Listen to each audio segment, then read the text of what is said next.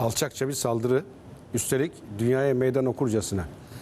Şimdi az önceki 4 diliminde yaptığımız yayında hatırlarsan şöyle bir cümle kullanmıştım. Daha bu olay bilinmezken, bu olay daha yaşanmamışken İsrail deyim yerindeyse 193 ülkeye, yani BM'ye üye olan 193 ülkeye kafa tutuyor. Kendini düşersek 192 ülke ve ahkam kesiyor dedik. Bunu söylerken boşuna söylemedik. Niye? Çünkü İsrail aslında şu an değil, Gazze'deki soykırım ve katliam başladığı günden itibaren BM'yi yok sayıyor. Ne aldığı kararları tanıyor, ne aldığı yaptırımlara uyuyor, ne de varlığını kabul ediyor. Gazze'de değil miydi BM'ye ait okulların, kampların vurulduğu coğrafya? Biz yaşamadık mı orada? Birleşmiş Milletler'e ait kamplar vuruldu. Şu kadar 200 ölü ya. 200 ölü.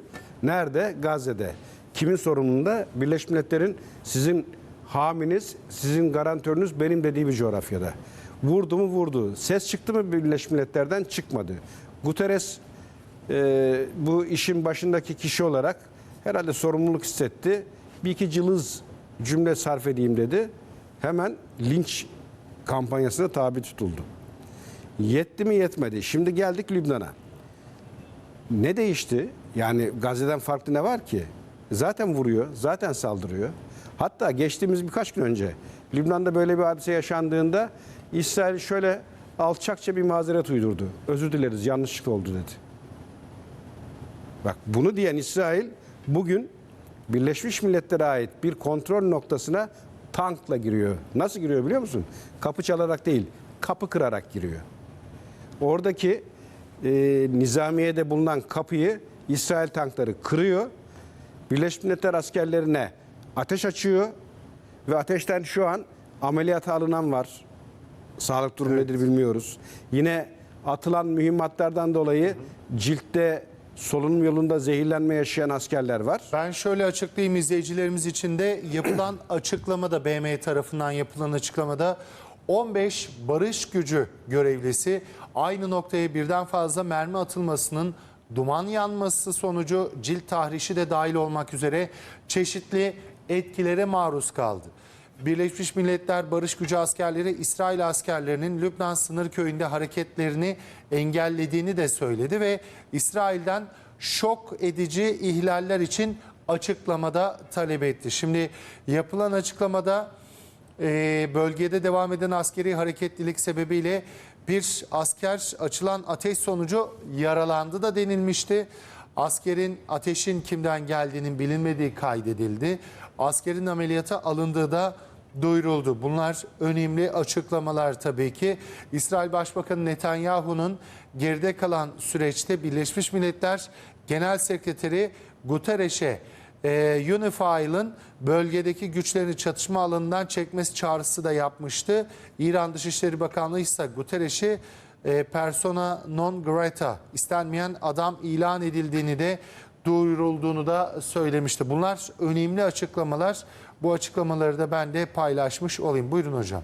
İnsanlığın yüz karası açıklamaları aynı zamanda Samet. Yani insanoğlu dünyayı belli kurallar çerçevesinde çevirmek zorunda. Yoksa orman kanunları güçlünün olduğu veya güçlünün koyduğu kurallar uygulanmaya kalkarsa dünya kan gölüne döner. Bunun için bazı esaslarda oturmuş anlaşmış insanoğlu ve özellikle Birleşmiş Milletler de zaten bu çatışmaların, bu kavgaların önüne geçmek için kurulmuş. Sen şimdi böyle bir yapının varlığı ortadayken bu yapıya kafa tutar, bu yapıya ahkam keser, bu yapıya saldırırsan bunun bir bedeli olmalı. Bunun bir yaptırımı olmalı. Şu ana kadar biz bu bedeli, bu yaptırımı gördük mü? Ya 200-300'den fazla BM'nin İsrail hakkında almış olduğu karar var. Bir tanesini uygulamadı ve uygulatmadı. Ve maalesef 3 çeyrek asır, 75 yıldır da BM bu süreci sadece seyretmekle yetindi.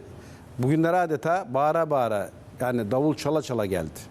Sen şimdi bu sarı öküz hikayesine benzer. İlk daha almış olduğun kararı uygulatmaz, karşısına bir güç olarak çıkmazsan o güç böyle güç zehirlenmesine girer. İsrail denilen o terör örgütünü, o yapıyı kastediyorum. Ve bir gün gelir işte senin kapına böyle dayanır, sana güç uygulamaya kalkar. Bugün İsrail mesela bu saldırıdan önce askerlerinizi çekin çağrısı tepki topladı mı BM'ye yaptığı? Yok, herkes o lafı sineye çekti. Peki İsrail Dışişleri Bakanlığı da biraz önce düzelteyim. İsrail Dışişleri Bakanlığı Guterres'i de persona non grata, istenmeyen adam ilan etti. Bu da önemli. BM'ye karşı attıkları adımların yanında BM Genel Sekreterinde istenmeyen adam ilan ediyorlar. Anlamak mümkün değil. Şimdi bir konuğumuz daha var. Merhaba diyelim, değerlendirmelerini alalım. Yeditepe Üniversitesi öğretim üyesi Mesut Akgücaş'ın, Profesör Doktor Mesut Akgücaş'ın da yayın konuğumuz. Mesut Hocam, bu gelişmeleri nasıl değerlendiriyorsunuz? Baktığımız zaman BM'ye saldırılar da yapılmıştı ama tankla Birleşmiş Milletler üstüne daldı. Askerler yaralandı. Bunları 15 barış gücü askeri yaralandı. Bunları söylemek bile benim için ilginç. Bunu İsrail nasıl yapabiliyor? Gazze'de fütursuz hareket etti. Lübnan'da aynılarını yapıyor. Bir de BM, Birleşmiş Milletler barış gücüne, altını çiziyorum, barış gücü askerlerine yönelik de saldırılar yapıyor. Hadi attığı ateşlerde istenmeden oldu denebilirdi ama tankla girdi. Teşekkür ediyorum. Aslında şöyle bakmak lazım. İsrail hukuku saymıyor. Hukuku saymadığı gibi bütün dünyaya savaş ilanıdır bu. Sebebi de şu: İsrail 1701 sayılı Birleşmiş Milletler Güvenlik Konseyi kararıyla altında imzası var. Yani buradaki UNIFIL askerleri dediğimiz Birleşmiş Milletler Barış Gücü askerleri kabul eden devlet olarak Lübnan tarafından kabul edilmiş bir buffer zone, tampon bölge oluşturulmuş. Ve burada çatışmaların tekrar olmaması için Türkiye de buraya asker verdi biliyorsunuz ve bu bölgede Türk askerleri de var ve denizden de Türkiye burada yardımda bulunuyor. Bu hem anlaşmayı ağır bir şekilde ihlal hem de Birleşmiş Milletler'in tamamına yapılmış bir saldırı bu. Yani 8 milyarlık Birleşmiş Milletler Teşkilatı'nı tanımadığını ve kuvvet yoluyla saldırıları yapabileceğini gösteren bir eylem bu. Hiçbir şekilde kabul edilemez bir saldırı suçu ve savaş suçu. Yani şöyle söyleyebilirim Samet Bey, bu olay İsrail'in dünyaya savaş açmasıdır. Samimi söylüyorum. Niçin? Birleşmiş Milletler ordusu bütün dünyayı temsil ediyor ve altında kendi imzası da var. Peki az önce Coşkun Hoca'nın söylediği gibi İsrail Birleşmiş Milletleri bir şekilde kararlarını sayıyor mu? Saymıyor. Diğer taraftan Birleşmiş Milletler'in kuruluşu küresel barış ve güvenliği sağlamak içindir. Özellikle Netanyahu bugün yapmış olduğu açıklamada Birleşmiş Milletler askerlerinin geri çekilmesini, çekilmediği takdirde kuvvet kullanacağını açıkça ifade etti. Demek ki burada İsrail devletinin alınmış bir siyasi kararı var. Bu kararı da icra eden bir ordu var. Şimdi halihazırda İsrail zaten savaş suçları ve soykırımdan 2 tane önemli mahkemede yargılanıyor. Bunlardan bir tanesi devlet olarak İsrail Devleti Uluslararası Adalet Divanı'nda hukuken yargılanıyor ve soykırım suçu ile savaş suçlarıyla yargılanıyor. Türkiye'de bu davaya taraf Güney Afrika ile birlikte. Diğer tarafta ise Netanyahu ve Genelkurmay Başkanı Uluslararası Ceza Mahkemesi'nde yargılanıyor. Yani burada artık sözün bittiği yerdeyiz. 2 husus var. Bunlardan bir tanesi sizin de ifade ettiğiniz gibi Birleşmiş Milletler Genel Sekreterinin Guterres'in persona non grata, istenmeyen adam ilan edilmesi tamamen hukuken geçersiz bir eylem. Neden? Guterres 8 milyon insanı, dünya barışını temsil eden bir hükmü şahsiyettir. Ve bu hukuki gerekçenin arkasında şöyle bir şey var. İsrail bir büyükelçiyi persona non grata ilan edebilir kabul eden devlet olarak. Onun ülkesinde bir kere görev yapmıyor ki. İkinci husus şu, buradaki sahip şu: ben primus inter pares, eşitler arasında birinciyim. Hocam, Herkesin devam yeni- ederken gelen bir son dakika yeni bilgiyi aktarayım sizlere. Birleşmiş Milletler üstünde 45 dakika durduktan sonra İsrail askerleri ayrılmış, üstün ışıklarını söndürün demiş İsrail askerleri. Birleşmiş Milletler barış gücüne? Bu tamamen haydutluk efendim. Bu hukuk değil. Yani Birleşmiş Milletler askerine ışığı söndürün, karargahına girmesi, ateş etmesi. Önce dediler ki yanlışlıkla oldu. Hayır, bu kasten yapılmış bir eylem. Şimdi uluslararası ceza hukukunda kast esastır ve kastın sonunda eyleme bakıldığında saldırı suçu işlenmiştir ve Birleşmiş Milletler karargahına taarruz edilmiştir. Ne yapılması lazım? Burada bu suçları hukuken anlatmanın bir faydası yok. Güvenlik Konseyi'nin derhal bir şekilde toplanması ve buna bir çözüm bulunması lazım. Ve Amerika Birleşik Devletleri'nde artık İsrail'e verdiği bu mutlak destekten vazgeçmesi gerekiyor. Aksi halde Amerika Birleşik Devletleri de bu suça ortak oluyor. Yani ne demek istiyorum? Amerika Birleşik Devletleri bakın Wilson prensiplerine rağmen Milletler Cemiyeti'ne girmedi. Ama şunu bir açık şekilde ifade edelim. İkinci Dünya Savaşı esnasında Birleşmiş Milletler'in kurulması için öncülük yapan Amerika kurucu devlettir ve kendi kurduğu örgütü bombalıyor. Bu odur. Ve Amerika'yı gelir vurur bu daha sonra. Neden diyor musunuz? Eğer siz hukuku saymazsanız hukuk da sizi saymaz. Demek ki derhal Güvenlik Konseyi'nin karar alması gerekiyor ve Sayın Cumhurbaşkanı söyledi. Bölgeye askeri kuvvet gönderilmesi lazım.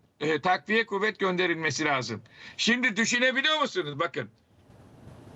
Kuvvetin işgali esnasında Güvenlik Konseyi derhal karar alıyor ve ordu gidiyor. Burada doğrudan doğruya bir işgal var. İşgal nedir? Lübnan topraklarının işgal edilmesi, başkentinin vurulması ve kitlesel bir göçe zorlanması.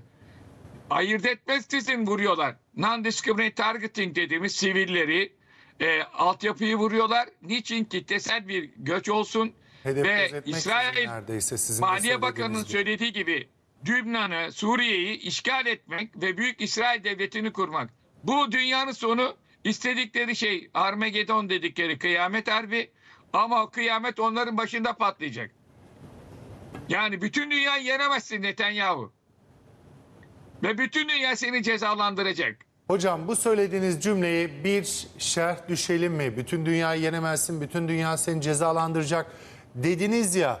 Bu noktada bütün dünyanın cezalandırması ya da yenememesine karşı İsrail bütün dünyayı şu an alt etmiş olmuyor mu? BM askerlerinin 190'dan fazla ülkenin askerlerinin katıldığı, içinde olduğu, dahil olduğu bölgede askerler varken temsilci barış gücü askerleri o noktaya saldırıyor. Tankla giriyor. Tankla girdikten sonra BM'den yapılan açıklamada 15 asker yaralanıyor. BM üstünde 45 dakika durduktan sonra ayrılıyor İsrail askerleri. Üstün ışıklarını söndürün diyor İsrail askerleri. Bu yenememek anlamına mı geliyor? Kafa tutmaktan daha öte eyleme geçmek, bastırmak, küçümsemek olmuyor mu? Ben mi öyle anlıyorum? Güzel. Ben hukuken cevap vereyim müsaade ederseniz. Onların seviyesine inmeyeceğim. Bu aslında bir savaş ilanıdır. Saldırı suçudur. Savaşın ilanı kimindir? Güvenlik Konseyi kararıyla alınmış bir orduya savaş açmaktır. Şimdi düşünelim. Eğer bunu Saddam'ın askerleri yapmış olsaydı Birleşmiş Milletler askerlerine bütün dünya kafasına saldırırdı bir şekilde. Nitekim en sonunda şahsı astılar. Şimdi burada Netanyahu kurtulacağını zannediyor ama kurtulamayacak. Peki ikinci husus bu bir haydutluk. Yani orada galip geldi falan manasına gelmez. İsrail askerleri çapulcu zaten. Asker olsaydı 80'e 20 kilometrelik alanı bir senede yenebilirdi. Yenemedi.